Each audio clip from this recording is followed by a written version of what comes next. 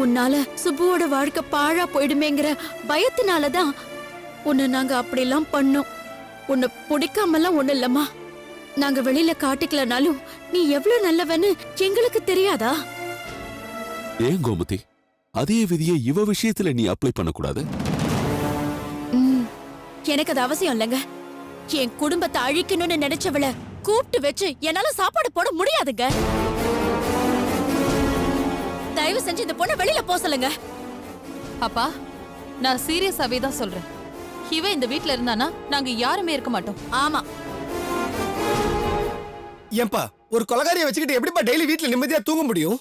எப்ப குத்துவா எப்ப கொல்லுவான்னு வாழ்க்கை பூரா பயந்துட்டு இருக்க சொல்றீங்களா? ஐயோ சூர்யா, அப்படியெல்லாம் இல்ல சூர்யா. கொஞ்ச நாள்ல இந்த கேஸ் முடிஞ்சிரும். அது வரைக்கும் தான். அதுக்கப்புறம் கோமதி, அது கவிதாவுக்குன்னு எதையும் இழுத்து போட்டு செய்ய யாரும் இல்ல. அந்த பாட்டி ரொம்ப வயசானவங்க, உடம்புக்கு முடியாம இருக்காங்க. நான் அவங்கள ஊருக்கு அனுப்பிச்சிட்டு கவிதாவை நான் பாத்துக்கிறேன்னு சொல்லி கூட்டிட்டு வந்துட்டேன். ஏன்பா உங்ககிட்ட நாங்க என்ன சொல்லி அமிச்சோம்? நீங்க பாட்டுக்கு இந்த மாதிரி ஒரு கோக்கு வாக்கா ஒரு வாக்கு கொடுத்துட்டு வந்துட்டீங்கன்னா நாங்க சரின்னு சொல்லி தலையாட்டுறதுக்கு எங்களை என்ன கேனையா நினைச்சீங்களா? ஆத்திரப்படாத சூர்யா, உன் கோவத்தை என்னால புரிஞ்சுக்க முடியுது.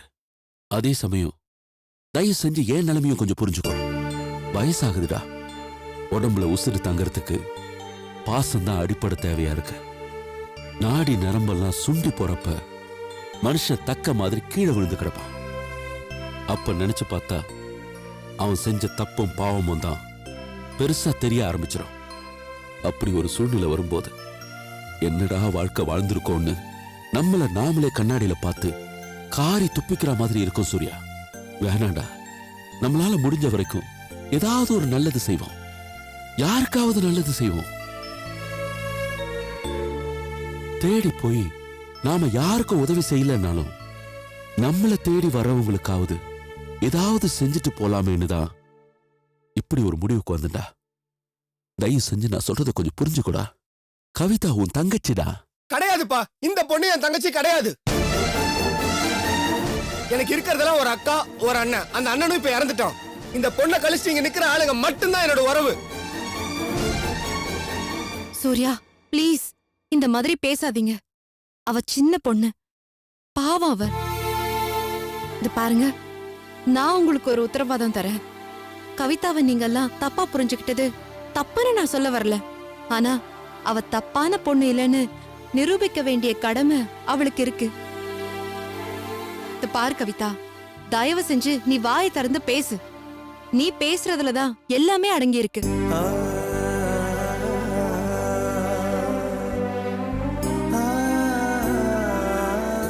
தயவு செஞ்சு எல்லாரும் என்ன மன்னிச்சிடுங்க.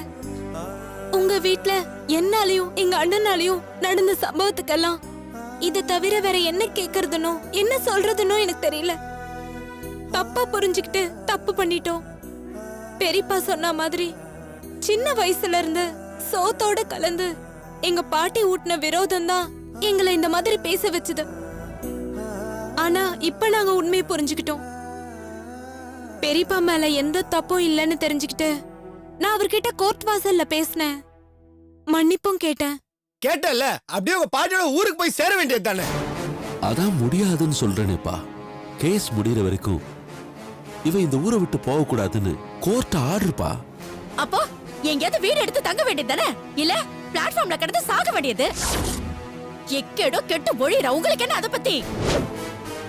அத்தை, கொஞ்சம் அமைதியா இருங்க அத்தை. கவிதா வயசு பொண்ணு அத்தை. விவரம் தெரியாத இடத்துல சொந்தக்காரங்க தெரிஞ்சவங்க யாரும் இல்லாத ஊர்ல எப்படி தனியா இருப்பா? அவ அண்ணன் கூட இருந்தாலாச்சும் பரவாயில்ல. அவரும் ஜெயில இருக்கிறப்போ இவ தனியா யார நம்பி பழைப்பா?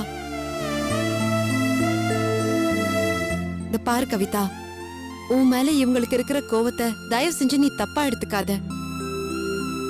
இந்த கோவம் நியாயமானதுங்கிறத நீ புரிஞ்சுக்கணும். அதே சமயம் இந்த கோவத்தை அன்பா மாத்துற திறமை உனக்கு இருக்கு. புரியுதுங்க. ஆனா எனக்கு என்ன பேசுறதுனே புரியலங்க. ஆனா இனிமே செத்தாலும் இந்த குடும்பத்துல இருக்க யாருக்கும் என்னால ஒரு கெடுதலும் வராது.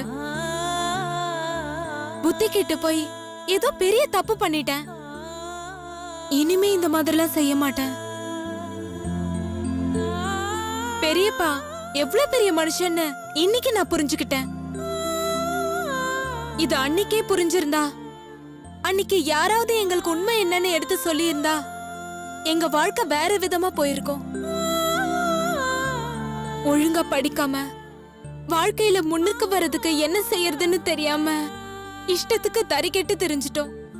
நினைச்சு பார்த்தா வேதனையா இருக்கு. ஆனா பெரியம்மா, சத்தியமா சொல்றேன், நான் கொலைகாரியா உருவாக்கப்பட்டவதான். அடிப்படையில எங்க அப்பாவுக்கோ அம்மாவுக்கோ எங்களை இப்படி ஒரு வெறி பிடிச்ச மிருகமா பெத்து வளர்த்திருக்க வாய்ப்பில்ல. நடந்த தப்ப தயவு செஞ்சு மறந்து என்ன மன்னிச்சு ஏத்துக்கிட்டீங்கன்னா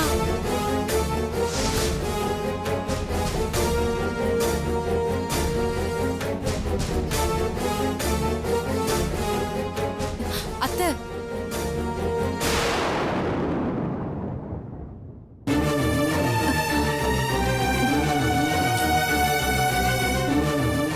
சூர்யா உள்ள வான்னு சொல்லுங்க சூர்யா. முடியாது காயத்ரி. அவளுக்காக வேணாம் சூர்யா, உங்க அப்பாவுக்காக. உங்க அப்பா உங்களுக்கு முக்கியம் இல்லையா? மாமாவை விட நமக்கு யாரு பெருசு? ப்ளீஸ் சூர்யா. எக்கேட கட்டு போங்க. சூர்யா,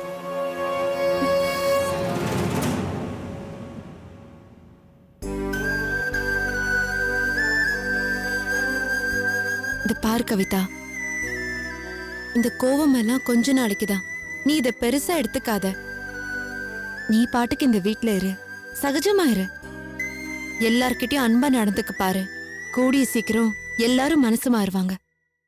உனக்குன்னு இந்த வீட்ல நியாயமான இடம் கிடைச்சே தீரும். ரொம்ப நன்றிங்க. எனக்கு இதை தவிர வேற என்ன சொல்றதுன்னு தெரியல. பெரியப்பா, காயத்ரி, இவளை கூட்டிட்டு உள்ள போமா. நீ வா.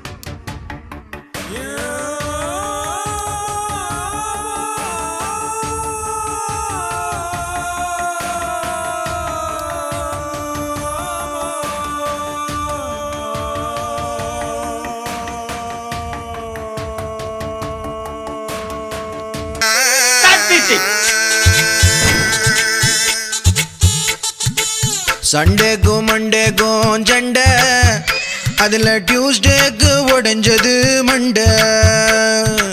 சண்டேக்கும் மண்டேக்கும் சண்டை, அதில் டியூஸ்டேக்கு உடைஞ்சது மண்டை. மண்டை மண்டை.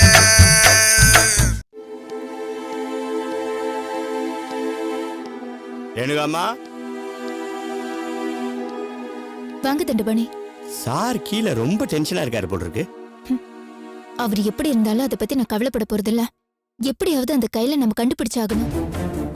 அவர் மறைச்சு வச்சிருந்தவளை கூட்டிட்டு வந்து அவர் முன்னாடியே நிக்க வச்சு பேச வைக்கணும். இல்லைன்னா எனக்கு தலையே வெடிச்சிடும். அட நீங்க வேறம்மா, நேத்து ஒரு காமெடி நடந்துச்சு. நான் ஆபீஸுக்கு போயிட்டு இருந்தப்போ சார் திடீர்னு ஃபோன் பண்ணி வீட்டுக்கு உடனே வாங்கினாரு. வந்து என்னன்னு கேட்டா, ரேணுகாவும் நீயும் சேர்ந்து அவளை எங்க மறைச்சு வச்சிருங்கன்னு என்னையே கேக்குறாரு. கொழுப்ப பாத்தீங்களா? இவரு மறைச்சு வச்சு ஆட்டம் காட்டிட்டு இருக்காரு. எங்க நாம அதை பத்தி சொல்லி சண்டை போட ஆரம்பிச்சிடுவோமோன்னு நெய்ச ப்ராப்ளத்தை நம்ம பக்கமே திருப்பி விட பாக்குறாரு. கரெக்டா சொன்னீங்கம்மா, நானும் இதை தான் கேட்டேன். ஆனா சாரு பயங்கர கல்லூரி மகனா இருக்காருமா. நம்மள போட்டு பார்க்க தான் ட்ரை பண்றாரே தவிர அவர் வாயிலிருந்து ஒரு வார்த்தை கூட வெளியில வரலம்மா. யார சார் கேக்குறீங்க கைலான்னு கேட்டதுக்கு ரொம்ப தெளிவா அவ கையிலே இல்லைங்கிறாரு. விடுங்க தண்டுபாணி, இந்த விஷயத்தை பத்தி இனிமே அவர்கிட்ட பேசவே பேசாதீங்க. ஆனா ஒரு நிமிஷம் கூட தவற விடாம நாம அவரை பக்காவா வாட்ச் பண்ணணும். அது எப்படி நம்ம கிட்ட சிக்காம போயிடுவான்னு பாப்போம். கண்டிப்பாமா.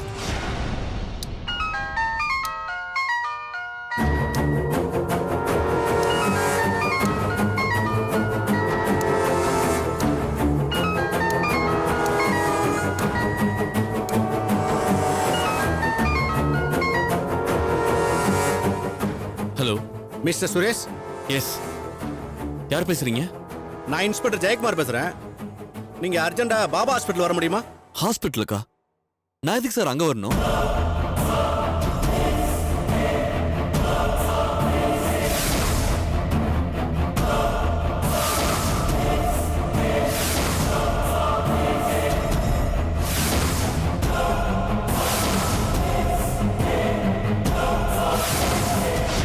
உடனே கிளம்பி வாங்க, புரியுதா? ஓகே சார், நான் உடனே வரேன்.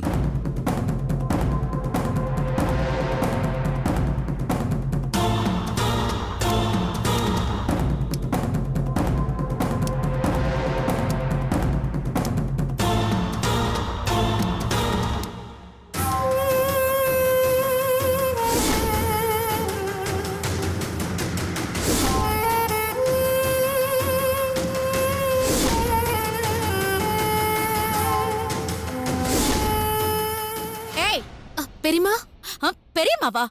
வாய மூடு. யாரே உனக்கு பெரியம்மா? இத பாரு, இந்த உறவு சொல்லி ஒட்டிக்கிற வேலையெல்லாம் என்கிட்ட வச்சுக்காத, புரிஞ்சுதா? ஏய், மரியாதையா சொல்லிடு, என்ன நோக்கத்தோட எங்க வீட்டுக்குள்ள வந்திருக்க? அக்கா நான் வந்து ஏய், வாய மூடு. இப்பதானே எங்க அம்மா சொன்னாங்க, இத பாரு, இந்த சொந்தம் கொண்டாடுற வேலையெல்லாம் இங்க வச்சுக்காத. நான் உனக்கு அக்கா வாடி. ஏன் அன்னைக்கு கத்தி எடுத்துட்டு வந்து என்ன குத்துனியே, அன்னைக்கு தெரியலையா நான் அக்கான்னு? ஆமாண்டி, இவதான், இவளேதான். இவள நான் சும்மா விட மாட்டேன். அன்னைக்கு இவ முகமுடிய கிழிச்சிருப்பேன். காதுல இருக்கிற கம்மல் மட்டும்தான் என் கண்ணுல பட்டுச்சு.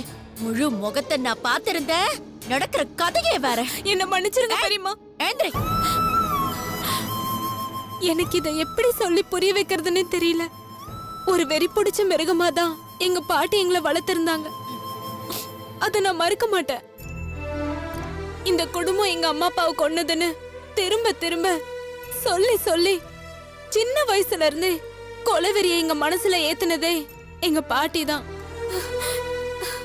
ஆனா எங்க பாட்டியே இன்னைக்கு செஞ்ச பாவத்தை நினைச்சு கதறி அழுதுட்டு இருக்காங்க. பெரியப்பா மேல எந்த தப்பும் இல்லைன்னு யாரோ ஒரு பழைய இன்ஸ்பெக்டர் அவங்க கிட்ட வந்து பேசியிருக்காங்க. ஆதாரத்தெல்லாம் எடுத்து காட்டியிருக்காரு. ஐயோ தப்பு பண்ணிட்டேனே, ஒரு நல்ல மனுஷனை தப்பா புரிஞ்சுக்கிட்டு சின்ன பசங்க மனசுல விஷத்தை ஏத்திட்டேனேன்னு தலையில அடிச்சுக்கிட்டு அழுதாங்க. இத எங்களை நம்ப சொல்றியா? பெரியம்மா சத்தியமா சொல்றேன், நாங்க சின்ன வயசா இருக்கும் போதே எங்க அப்பா அம்மா செத்து போயிட்டாங்க. அதுக்கப்புறம் உங்களையும் பெரியப்பாவையும் இந்த வீட்ல இருக்கிற மத்தவங்களையும் நாங்க சந்திச்சது கூட கிடையாது. இந்த உலகத்துல எங்களுக்கு ஒருவன் சொல்லிக்கிறதுக்கு ஒரே சொந்தம் எங்க பாட்டி மட்டும்தான். அவங்க சொல்லி கொடுத்ததுதான் உலகம், அவங்க சொல்லி கொடுத்ததுதான் வாழ்க்கைன்னு இருந்துட்டோம். தப்புதான். நான் அதை நியாயப்படுத்த விரும்பல, நான் அதை நியாயப்படுத்தவும் முடியாது. ஆனா செஞ்சது தப்புன்னு புரிஞ்சுக்கிட்டதுக்கு அப்புறம் தெரிந்துக்கிறதுக்கு ஒரு வாய்ப்பு கொடுக்க கூடாதா? வாய மூடுறியா? நீ எல்லாம் திருந்துற ஜென்மமாடி பொண்ணா நீ?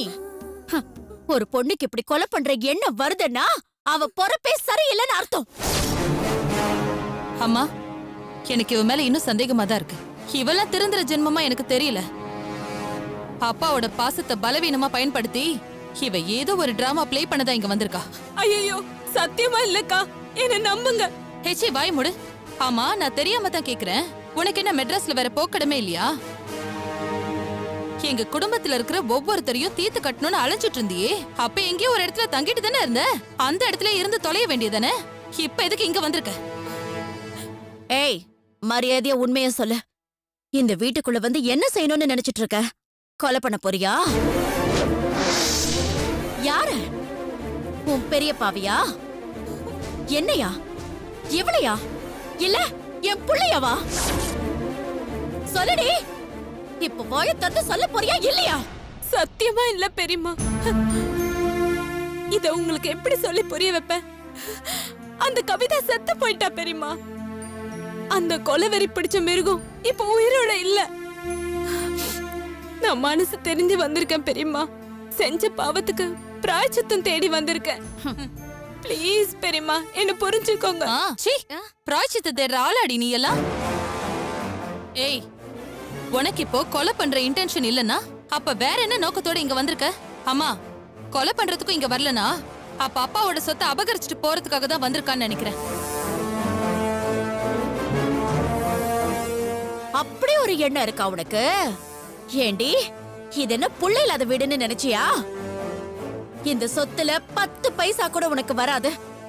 அப்படியெல்லாம் நீ கனவெல்லாம் கண்டுகிட்டு இருக்காத.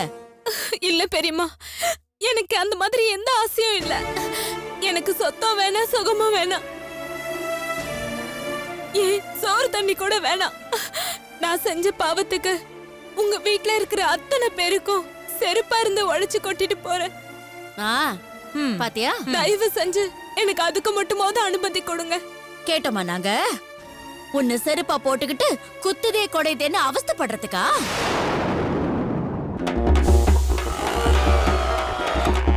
தம்பி, என்னடா விடியல தூங்கிட்டு இருக்க? ஆபீஸ் போகணுமா? ஆபீஸ்லாம் போக முடியாதுப்பா, அது ஒரு ஃப்ராட் ஆபீஸ்பா.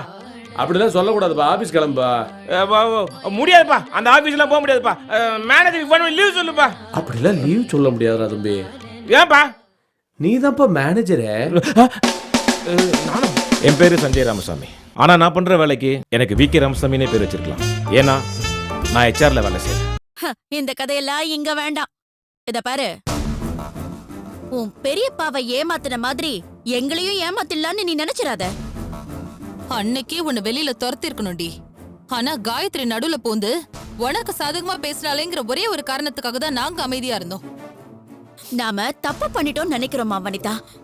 காயத்ரி சரியானவதான். ஆனா எல்லா விஷயத்திலயும் சரியானவளா நடந்துக்கிறது தப்புன்னு இப்ப எனக்கு தோணுதுமா. இவள அவ சரியா புரிஞ்சுக்கலமா. இவ ஒரு விஷப்பாம்புன்னு நம்ம காயத்ரிக்கு தெரியாம போயிடுச்சு. எல்லார் மேலயும் இயல்பா அவளுக்கு வரக்கூடிய பரிதாப உணர்ச்சி இவ மேலயும் அவளுக்கு வந்திருக்கு. அது தப்புன்னு முதல்ல அவளுக்கு எடுத்து சொல்லி புரிய வைக்கணும். அம்மா, அது அப்புறம் பாத்துக்கலாம். முதல்ல இவள வெளியில துரத்தணும். அதுக்கு என்ன வழிங்கிறத முதல்ல யோசிக்கணும். இத பாரு, இன்னும் 1 நாளும் 2 நாளும் உனக்கு அதிர்ஷ்டம் இருக்கிற வரைக்கும் நீ இந்த வீட்ல ஒட்டிக்கிட்டு இருப்ப. ஆனா நிரந்தரமா இந்த வீட்லயே தங்கிடலான்னு மட்டும் நினைக்காத. புரிஞ்சுதா? ஒண்ணு நீயா ஓடி போயிடு, இல்ல நாங்களா ஓட வச்சோம்னா ரத்த காயத்தோட ஓட வேண்டியதா இருக்கும். சொல்லிட்டேன். அம்மா, நீ அவ்வளவு கஷ்டமே பட வேண்டாம். இவ என்ன இப்ப நமக்கு தெரியாதவளா? இவ முகமூடி போட்டுக்கிட்டு நம்மள கொல்ல அலைஞ்சிட்டு இருந்தாலே அப்ப வேணா யாருன்னு தெரியாம இருக்கலாம். இப்ப இவளோட பூச்சாண்டி ஆட்டெல்லாம் முடிஞ்சு போச்சுல்ல. இவ யாருன்னு நமக்கு நல்லாவே தெரியும். இனிமே இவளால என்ன பண்ண முடியும்?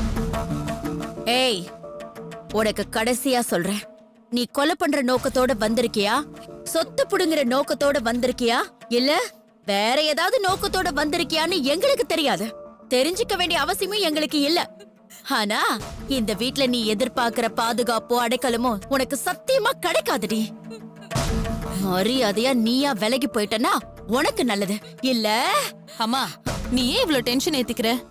இப்பதானே வந்து சொல்லிருக்கோம். 2 நாள் பாப்போம். இவளா போயிட்டா இவளுக்கு நல்லது. இல்லன்னா அதுக்கப்புறம் இவளை என்ன பண்ணலாங்கிறது அப்ப யோசிச்சுக்கலாம். நீ வா வா.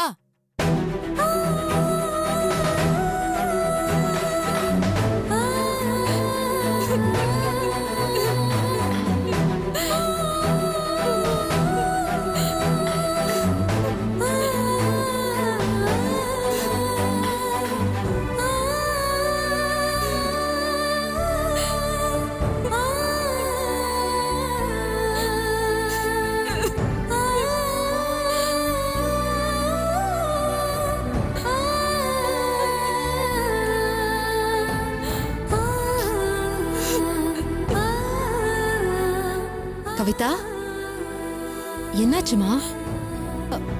ஏன் அழுதுட்டு இருக்க? உட்காரு. ஏன் அழற? உன்னதானே கேக்குறேன், எதுக்காக அழுதுட்டு இருக்க? யாராவது இங்க வந்தாங்களா? ஏதாவது சொன்னாங்களா? என்ன மன்னிச்சிருங்க. எனக்கு யாரையும் குற்றம் சொல்ல விருப்பம் இல்ல, அதுக்கு தகுதியும் இல்ல. இந்த வீட்ல யாருக்கும் என்ன பிடிக்கலங்கிறது என்னுடைய தலையெழுத்துன்னு எடுத்துக்கிறேன். அத நான் எப்படி குற்றம் சொல்ல முடியும்? ஏன்னா நான் நடந்துகிட்ட விதம் அப்படிதானே இருக்கு. ஏய், ஏன் இப்படி பைத்திய மாதிரி பேசிட்டு இருக்க? இரு, யார் உன்னை என்ன சொன்னாங்க முதல்ல அத சொல்லு. அத்தை இங்க வந்தாங்களா? ஏதாவது திட்டினாங்களா? இந்த பார் கவிதா, நான் அப்பவே உனக்கு சொன்னேன், உன்னை இந்த வீட்ல இருக்கிறவங்க புரிஞ்சுக்கிறதுக்கும் ஏத்துக்கிறதுக்கும் கொஞ்ச நாள் ஆகும். அது வரைக்கும் நீ அமைதியா தான் இருக்கணும். நான் அமைதியா இருக்கிறது பெரிய விஷயம் இல்ல நீ. ஆனா நான் இருக்கிறது அவங்களுக்கு இவ்ளோ பெரிய இடைஞ்சலா இருக்கும்னு நான் எதிர்பார்க்கவே இல்ல. ரொம்ப வருத்தமா இருக்கு அண்ணி. நான் பேசாம போயிடுறேன். ஏய், பைத்தியமாடி நீ? உனக்காக உன் பெரியப்பா எவ்வளவு கஷ்டப்பட்டு இவங்க எல்லார்கிட்டயும் பேசி அத்தனை பேர்கிட்டயும் பேச்சு வாங்கி, தேவையா இதெல்லாம்? அந்த நல்ல மனசுக்காகவாது நீ இங்க இருந்துதான் ஆகணும் கவிதா. பெரியப்பா ரொம்ப பாவங்க. என்னால அவருக்கு எவ்வளவு கெட்ட பேரு. புரியுதுல்ல? இந்த எண்ணம் உன் மனசுல இருக்கட்டும். ஆனா விட்டுட்டு போறேன், சொல்லாம போறேன்னு தயவு செஞ்சு பேச்செடுக்காத. பெரியம்மா திட்டினாங்கன்னா கேட்டுக்கோ. வனிதாக்கா ஏதாவது சொன்னாங்கன்னா வாங்கிக்கோ. ஏன், சூர்யா வாய்க்கு வந்தபடியெல்லாம் பேசுவாரு, காதுலே போட்டுக்காத. காலம் எல்லாத்தையும் மாத்தும் கவிதா.